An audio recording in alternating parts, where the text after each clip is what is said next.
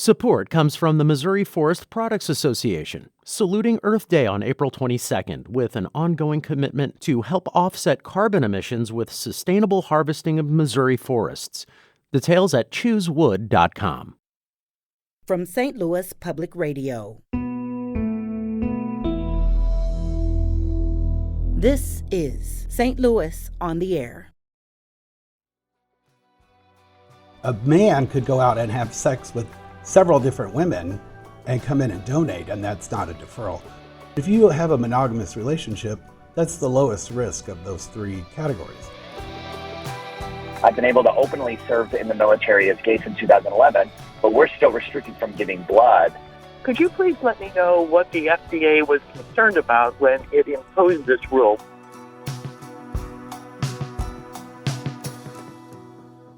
I'm Sarah Fensky. In 1983, the FDA put a lifetime ban on blood donations from men who have sex with men. And while that ban has since been relaxed a bit, gay men who want to donate blood still have to maintain 3 months of celibacy before they can give. Now, one organization that would like to see the rules change is Impact Life. The Iowa-based blood donation organization provides 40% of all blood transfused in St. Louis area hospitals. And joining us today with his thoughts on this matter is Pete Lux. He is the Vice President for Donor and Patient Services at Impact Life. Pete, welcome. Hi, Sarah. Thank you very much for having me on today. I really appreciate it. So, Pete, give us a little history lesson here. What originally inspired this ban on gay men giving blood? This goes back to 1983. Sure, that's a great question. So originally, the regulation of the ban on gay men donating blood or men who have sex with men was placed because of fear and the unknown. Like there wasn't enough information to determine exactly how HIV was originally spread, so it was prevalent in gay men. So they were the first, ones to be impacted. So that regulation was put into place, and there wasn't a lot of screening to be done, other than asking people. There were no tests. So that was kind of an almost arbitrary regulation that I think at that time made sense because it was the issue. HIV spread more prevalently through gay men, and that was a problem. So I think in 1983, when that first became the rule, I think that was appropriate. But now here we are, almost many decades, several decades later, it's time to evaluate that. So one thing, in 2015, that policy was updated to a 12-month deferral. So we went to, and that started, and we were big advocates of that and making that change. And not just Impact Life, the industry as a whole has been behind this change for many years. Other blood centers, the American Association of Blood Banks, we've all been behind trying to make this change. And our own organization, America's Blood Centers, in driving this change to the policy. And we want to make sure that we get to do that. But even in 2015, when that change was made to 1 year, that did not really impact men who have sex with the same man as in a monogamous relationship. Okay. So if I'm only with my partner, I still have to maintain that celibacy before I can give, even if my partner and I are completely committed to each other. That's something you feel like should change. Yes. And then, of course, that rule changed again in 2020 to a 3-month deferral. So, and there's really abstaining from sex and not having sex with another man are really kind of two different things. I want to make sure that's clear because a man could go out and have sex with several different women and come in and donate, and that's not a deferral. We don't even ask that question. But a man who has sex with the same man that he's been with for, 1 year, 2 years, 5 years, 10 years, cannot donate unless the two of them do not have sex for 3 months. And so you're saying it would be much riskier for somebody to go out and have sexual intercourse with some random woman versus being in this monogamous relationship, and yet the rules don't reflect that at all.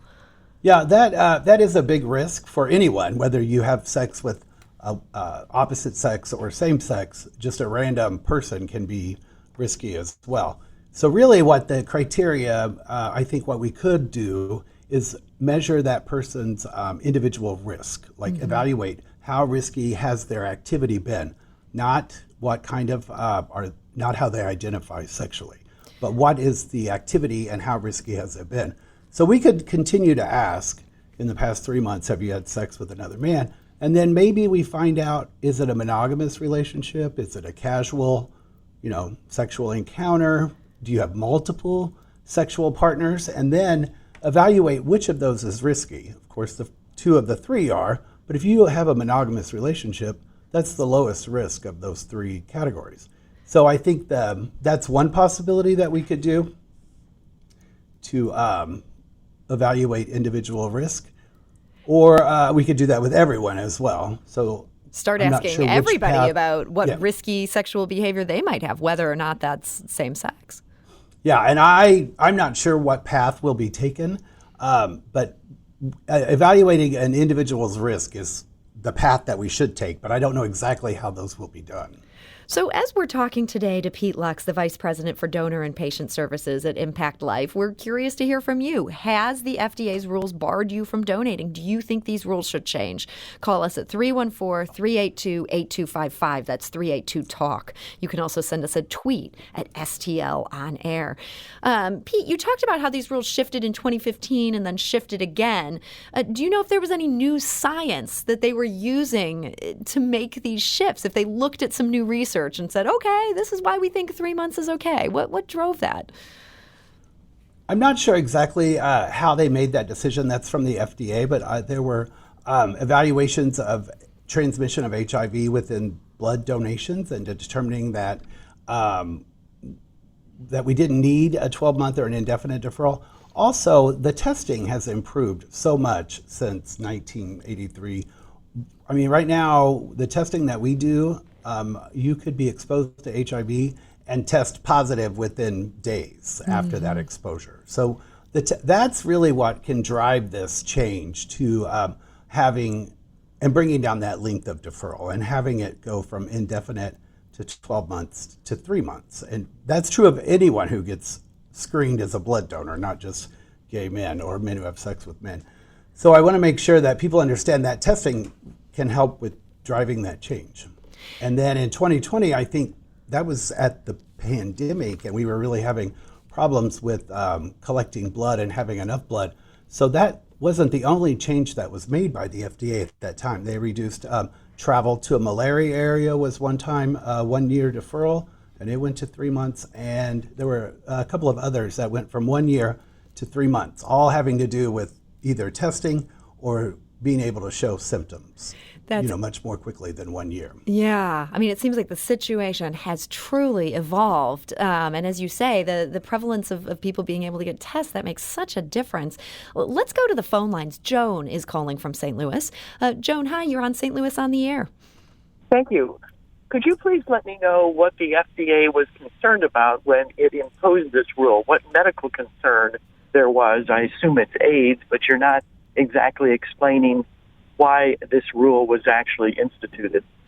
Joan, thank you for that question. Pete, if you could just expand on what got this all started.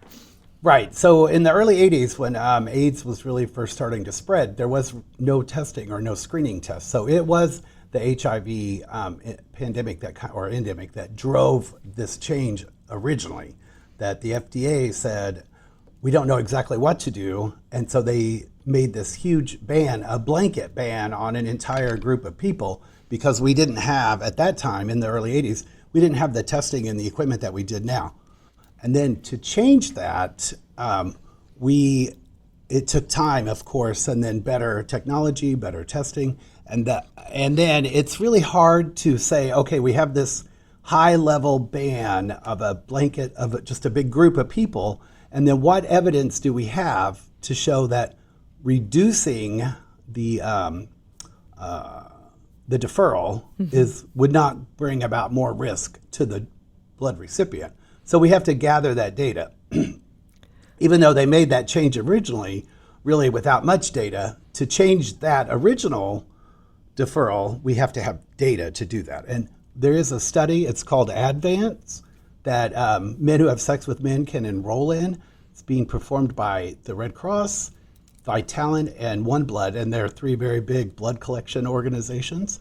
And they're collecting data from men within 8 metro areas within the United States. St. Louis isn't one of them, but that's, I think, really is what's going to drive the next step in this change, is information from that study. So that'll help get a lot more research to this area where we could really use it. Joan, I want to thank you for that question. Yeah, thanks. Great question. Let's go to the phone lines. Topher is calling from St. Louis.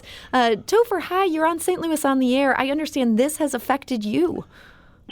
Yeah, absolutely. So I am active duty military stationed over at Scott, but I live in St. Louis, and my partner and I have been together since 2015.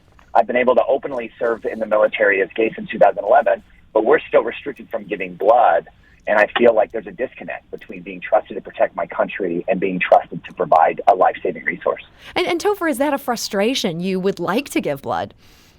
Oh, absolutely. And we have a lot of opportunities to give blood here, and I believe it directly affects armed services members to be able to give that blood, but I'm not able to because the screening process, as far as I'm concerned, is the same.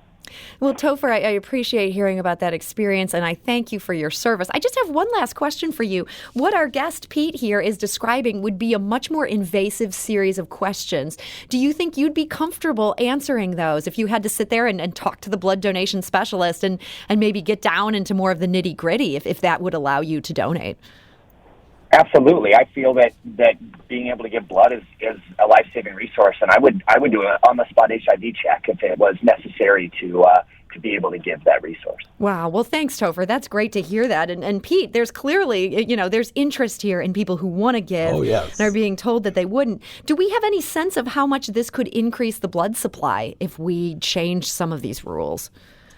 I think that is really hard to measure because you kind of have opposite ends of the spectrum. And I appreciate Topher's enthusiasm about wanting to donate blood and that barrier to being able to do that.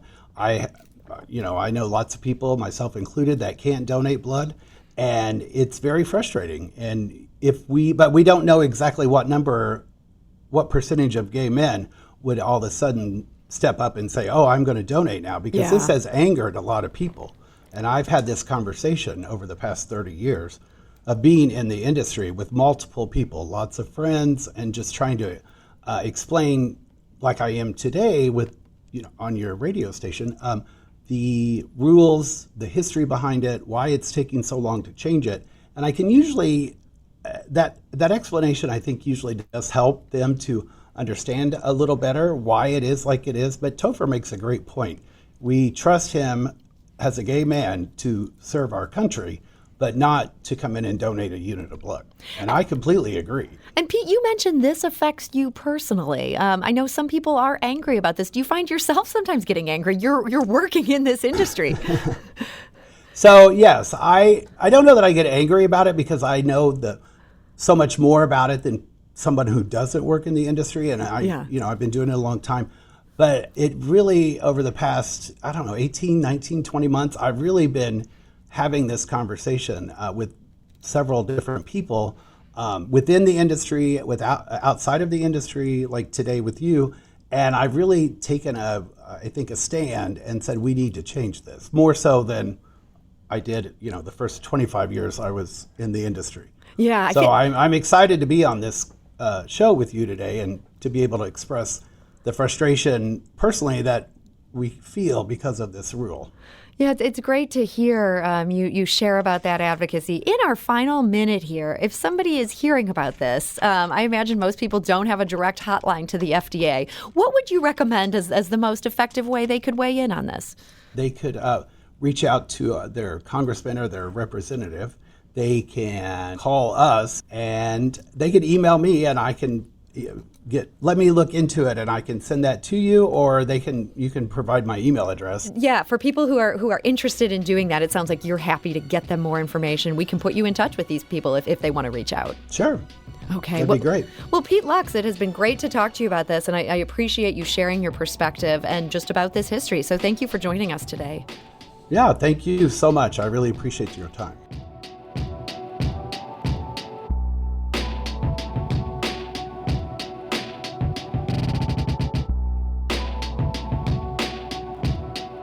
This episode was produced by Jane Mather Glass, with audio engineering and podcast design by Aaron Dorr. Our executive producer is Alex Hoyer.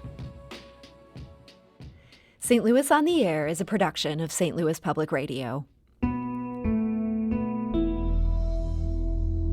Understanding starts here.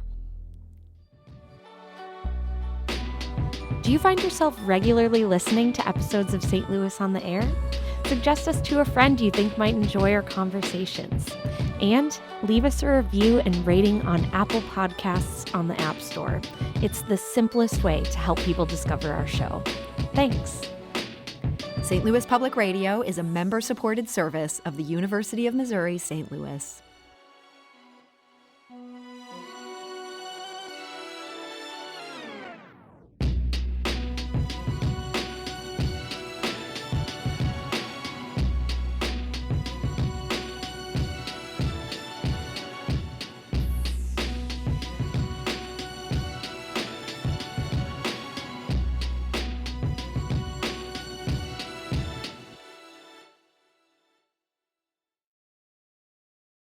Support comes from the Missouri Forest Products Association, saluting Earth Day on April 22nd with an ongoing commitment to help offset carbon emissions with sustainable harvesting of Missouri forests.